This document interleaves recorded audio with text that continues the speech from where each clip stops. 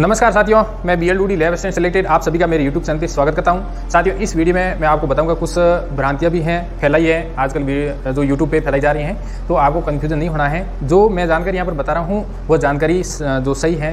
तो देखो, lab assistant 2022 की जो वैकेंसी आई है उसका सिलेबस भी जारी हो गया है और यहाँ पर आपको ध्यान ये देना है, लगभग आप सभी को ये पता है और कमेंट भी आप ज़्यादातर लोग ऐसे करेंगे ये तो हमको पता है, हमारा टाइम वेस्ट हो गया। तो भी आप लोग हैं वो ज़्यादातर भ्रांतियों से दूर रहें। सटीक जानकारी आपको यहाँ पर बता रहा हूँ कि लैब असिस्टेंट 2022 का जो सिलेबस आया है इसमें साइंस का एक अलग पोर्शन दे रखा है और जियोग्राफी और होम साइंस 3 पोस्ट निकाली है, मतलब अलग अलग।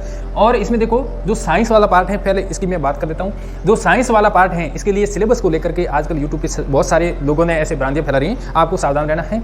आपको ओनली फॉर जो राजस्थान कर्मचारी चयन बोर्ड है उस पर जो भी जानकारी अपडेट की जाती है उसी पे विश्वास करना है। तो लैब असिस्टेंट का जो सिलेबस जारी हुआ है उसमें जो साइंस वालों के लिए, यानी कि जिसके फिजिक्स, केमिस्ट्री, बायोलॉजी या फिर जिसके मैथमेटिक्स या एग्रीकल्चर सब्जेक्ट हैं उसके लिए यहाँ पर विशेष रूप से बता रहा हूँ। यानी कि इसके 2 एग्जाम हो गए, पहला एग्जाम और दूसरा एग्जाम, ठीक है। दोनों के लिए सिलेबस भी जारी कर दिया है। यानी कि पहला एग्जाम है उसके लिए सिलेबस क्या है, राजस्थान जीके है, इंडिया जीके, वर्ल्ड जीके और राजस्थान करंट अफेयर और साइकोलॉजी है। ये सब्जेक्ट है। आपको यहाँ पर टेंशन बिल्कुल नहीं लेने की, सिलेबस बढ़ा दिया क्या होगा, खुद भी ज़्यादा विचार करने की जरूरत नहीं है, क्योंकि जो राजस्थान जीके हैं वहाँ से मैक्सिमम क्वेश्चन आएंगे। पहले 50 क्वेश्चन आते थे, लेकिन अब यहाँ पर 60 से 70 क्वेश्चन आ सकते हैं, ऐसी उम्मीद बताई जा रही है, ठीक है। उसके बाद देखो यहाँ पर सेकंड पेपर है, उसमें पूरा साइंस यानी कि फिजिक्स, केमिस्ट्री और बायोलॉजी और यहाँ पर जनरल साइंस का। तो यहाँ पर जनरल साइंस ऐसे विचार ज़्यादा नहीं करना है कि जनरल साइंस डाल दी तो क्या होगा, यहाँ से जनरल साइंस के मैक्सिमम 10 क्वेश्चन आ सकते हैं, ठीक है। अब देखो बात करते हैं पहला पेपर। जो पहला पेपर होगा और दूसरा पेपर होगा उसमें कुछ अंतर है। देखो पहला पेपर होगा उसमें 40% नंबर लाने अनिवार्य। अब देखो पहला पेपर होगा उसमें 100% आएंगे, कुल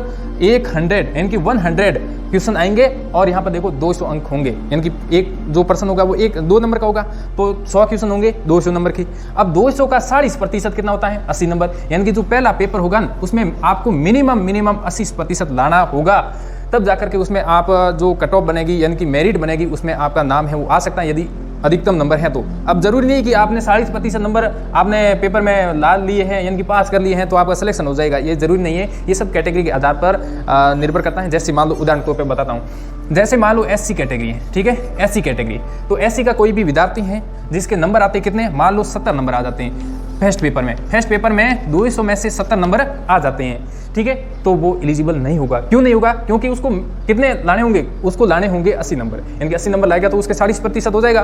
तो 40% आपके क्वालिफाई मार्क्स है, ये पासिंग मार्क, मतलब ये 40% सिलेक्शन के लिए नहीं, ये आपको क्वालिफाई यानी कि आपने पहला एग्जाम है वो क्वालिफाई कर लिया है, फिर आपका मान लो उसकी मेरिट बनेगी, मेरिट में आपका नंबर आता है तो आप उसके लिए योग्य हो। जैसे मान लो आपने यहाँ पर PCSE नंबर ले आए, कितने नंबर, PCSE नंबर आ जाते हैं पहले पेपर में, और तो आप इसमें पास हो क्योंकि 80 से ऊपर आ रहे हैं। फिर यहाँ पर दोनों के योग होंगे, यानी कि फिर दूसरा पेपर होगा उसमें भी 40% कुल पेपर के जो अंक हैं, जैसे 200 का कुल अंक है तो 200 में से यानी कि 200 का आपको 40% कितना होता है, 80 नंबर। यानी कि दूसरा जो एग्जाम होगा उसमें भी आपको 200 में से 80 नंबर मिनिमम लाने होंगे, तब आप उसमें क्वालिफाई हो, यानी कि उसमें आपके मेरिट में जो एलिजिबल हो। यदि आपकी जो कट ऑफ है, मान लो SC की कट ऑफ फाइनल जाती है कितनी, मान लो SC की कट ऑफ जाती है 45%, कितनी जाती है, 45% जाती है। इसका मतलब क्या हुआ, जिसके 45% यानी कि दोनों पेपर को मिला के जिसके 45% हो रहे हैं, तो 45% से ऊपर जिसके नंबर आ रहे हैं उसका सिलेक्शन हो जाता है, इससे कम आ रहे हैं तो सिलेक्शन नहीं दो।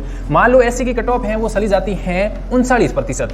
मान लो सीटें होती हैं, जितनी सीटें होती हैं उतनों को ज्वाइनिंग देनी होती है, तो सीटों के आधार पर 39% चली जाती हैं, लेकिन 39% पे चली गई तो 39% जिसके भी नंबर आ रहे हैं उनको ज्वाइनिंग नहीं देंगे। क्यों नहीं देंगे, बात यहाँ पर ये है कि आपको 40% पासिंग मार्क्स होने जरूरी है। फिर जो 40 से ऊपर होंगे, जो भी व्यक्ति दोनों पेपर में 40 से ऊपर यदि जिसके भी नंबर आ रहे हैं तो वो क्वालिफाई हैं, वो पास हो सकता है। अब देखो फाइनल मेरिट कैसे बनेगी। फाइनल मेरिट जो पहला पेपर है दूसरा पेपर है, दोनों के अंदर आपके जितने नंबर आ रहे हैं, जितने भी नंबर आ रहे हैं उसका योग हो जाएगा, फिर उसमें फाइनल मेरिट बनेगी, फिर आपको जो फाइनल लिस्ट भी आ जाएगी रिजल्ट की, ठीक है।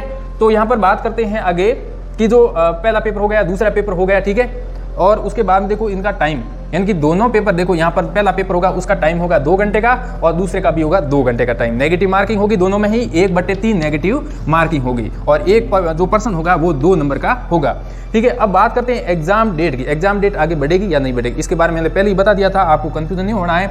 28 और 29 जून मान के ही चलना है, चाहे कोई भी कुछ भी बोल दे, आपको 28-29 जून मान के ही तैयारी करनी है। अब आप ऐसे विचार करें सर समय बहुत कम है, आप हमारे लिए जो डेट है वो निरस्त कराने की कोशिश करें। देखो डेट है यानी कि जो तारीख कर्मचारी चयन बोर्ड ने जारी कर दी है वो मैं कैसे निरस्त करा सकता हूँ, उसके लिए आपको जाना पड़ेगा, आप ही उसके लिए कुछ कर सकते हो। यूट्यूब पे बकने से कुछ नहीं होता है। तो आप इसमें ऐसे भ्रांतियाँ न डेट आगे बढ़ाए। डेट आगे बढ़ाने से क्या होगा, आप तैयारी बढ़िया से करो, जितना भी टाइम मिला सबको वही मिला है। कोई लंबे समय से कर रहा है तो उसको थोड़ा टाइम मतलब मैनेजमेंट सही हो जाएगा, क्योंकि उसकी पहले तैयारी की हुई है। ये बात तो आपकी सही है।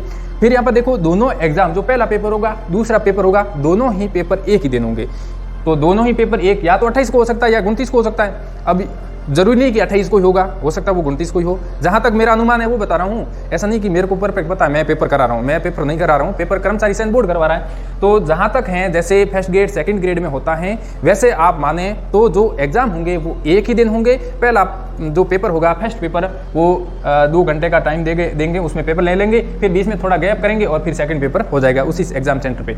अब बात करते हैं यहाँ पर आगे, दोनों पेपर एक दिन हो गए और एग्जाम डेट की बात बता दी। अब यहाँ पर बात करते हैं जियोग्राफी की। तो जियोग्राफी में 150 क्वेश्चन आएंगे और एक क्वेश्चन होंगे आपके कितने नंबर का, एक क्वेश्चन 2 नंबर का होगा, 1/3 नेगेटिव मार्किंग, सेम बात है। और 300 जो यानी कि एक पेपर होगा 2 नंबर का और 150 क्वेश्चन है तो 300 नंबर इसमें टोटल बन जाएगी। इसमें भी आपको 300 में 40% नंबर लाने अनिवार्य हैं, ठीक है। और इसमें एक ही एग्जाम होगा जियोग्राफी का, 2 एग्जाम नहीं होगा। ऐसा नहीं कि राजस्थान जीके का अलग होगा और जो सब्जेक्ट पेपर है उसका अलग होगा। उसमें क्योंकि 150 क्वेश्चन ही है तो एक ही पेपर होगा, 3 घंटे का उसमें आपको समय मिलेगा, ठीक है। होम साइंस के लिए भी यही बात है कि आपका एग्जाम भी एक होगा, एक ही दिन में हो जाएगा, 3 घंटे का समय मिलेगा आपको और इसमें भी 40% नंबर लाने अनिवार्य हैं। और 150 क्वेश्चन होंगे, एक क्वेश्चन 2 नंबर का और टोटल 300 नंबर का पेपर बनेगा, जिसकी जो फाइनल है वो कट ऑफ बनेगी। अब आपके यहाँ पर कंफ्यूजन है कि सर मेरे तो जियोग्राफी भी है और होम साइंस दोनों ही हैं 12th के अंदर, तो मैं क्या करूँ।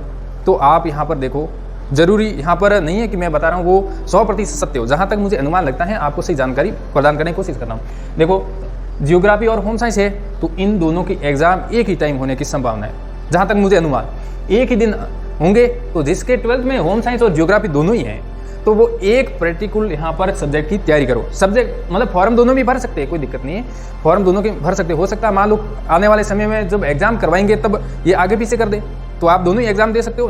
तो आप एक सब्जेक्ट की यहाँ पर एक वैकेंसी की तैयारी करो बढ़िया तरीके से, और उसके लिए आपको क्या पढ़ना है उसके बारे में भी आपको वीडियो अलग से बनाकर बता दूंगा, ठीक है। ये है बातें, इसमें आपको कंफ्यूजन नहीं होना है। और भी कोई डाउट है तो आप पूछ सकते हो, ठीक है। तो थैंक यू, धन्यवाद, जय हिंद।